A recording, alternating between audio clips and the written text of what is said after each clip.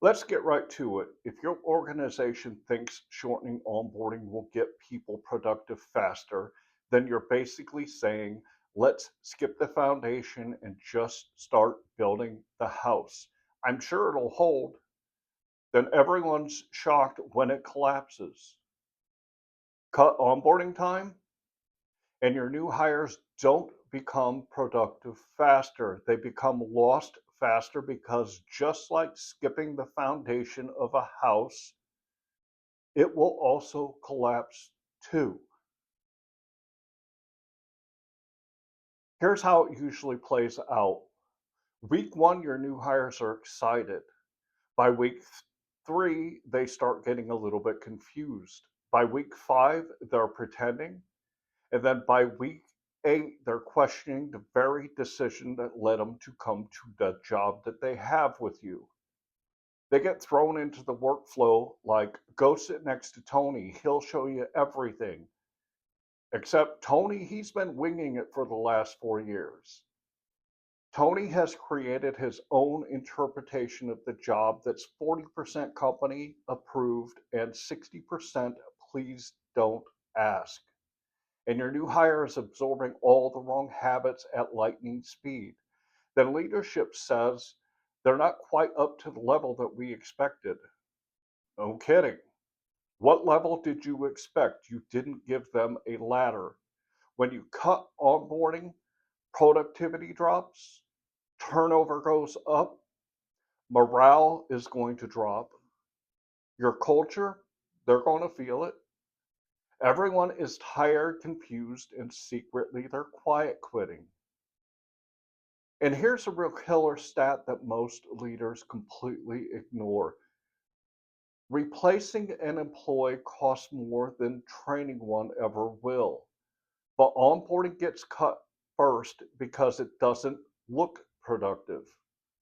Just like the brakes on a car don't look like they help a car go faster until they actually fail. Let me tell you a story that I actually lived. I was hired on as a corporate trainer, and not to be dramatic, but the onboarding was literally non existent. So I built a full 2 week onboarding and job training program from scratch. There was classroom learning in real world context. I gave them quizzes to reinforce the essentials that I was teaching them. I gave them practical application. I gave them mock phone calls. And then I also set up shadowing with specific things to look for and to report back on. It was hands on with the programs and tools that they would actually use. I didn't train them, I actually prepared them. And the results from this training was productivity skyrocketed. New hires ramped up faster and more confidently than they ever had before. Leadership loved it until they didn't, because someone above decided, well, if 2 weeks gets great results, then 1 week must get the same results, but faster. You already know how that turned out. Cut the program in half, and guess what? Productivity also dropped by half. Almost like math exists. Here's the painful part. I showed them the data. I proved to them what worked, and they still chose the shortcut. And this is when I realized that some leaders care more about warm bodies than being successful. Now, it's easy to say, well, onboarding just needs more time, but this isn't just a time problem, it's a system problem. Onboarding, leadership, performance, expectations, workflow design, they all feed each other. If one leg of the table is missing, everything wobbles. Part of what I do now is walk organizations through finding the real points of the breakdown instead of just patching surface systems. Because if you only treat what you can see, you don't ever actually fix what is broken. Let's call out the deeper truth. Companies don't shorten onboarding because it's better. They shorten onboarding because they're reactive. they're understaffed, they're impatient, and they believe that hands on experience equals learning, and it doesn't. Meanwhile, every employee is silently screaming, could you maybe teach me before testing me in the real world?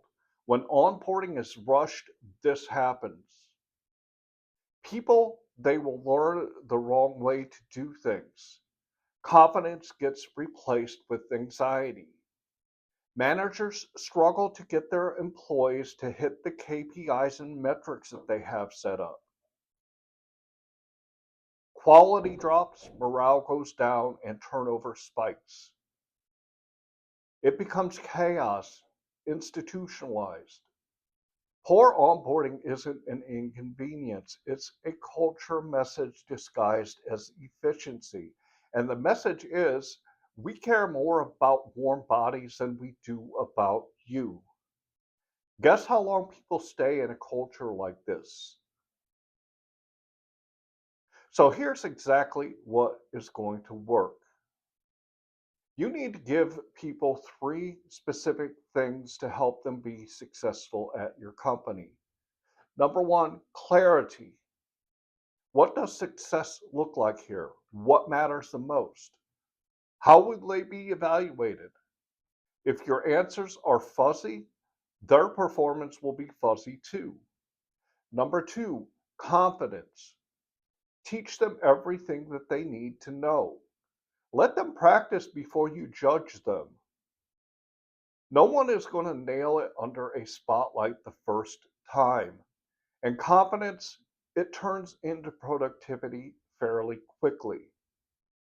The third thing that you need is connection. I think this is one of the biggest things that companies miss out on. Humans stay where they feel like they belong. So give them a guide, a buddy, a champion. Give them someone to check in with who knows what they're doing. Don't give them Tony. Success isn't magic, success is support. Make onboarding feel like preparing for a mission and not surviving an initiation. That's how you keep people and get them productive without burning through them. Now, here's the thing, you don't need more effort, you don't need more hustle, you need more clarity. If you don't understand where the breakdown actually is, you will apply the wrong fix every single time. And the wrong fix drains your time, your energy, trust, and also your money. Clarity, it's not a luxury. Clarity is the starting point. So if this sounds exactly like what's happening in your organization, please reach out. No pressure, no pitch. Let's just have a real conversation about what's working and what absolutely isn't. I am more than happy to talk to you about where your onboarding is falling apart, where your leadership is confused, where performance and expectations don't match reality, and what changes will actually solve your problem. Not cookie cutter solutions, no training, because we need to have training, just clarity based on reality. Because when people feel supported from the start, guess what?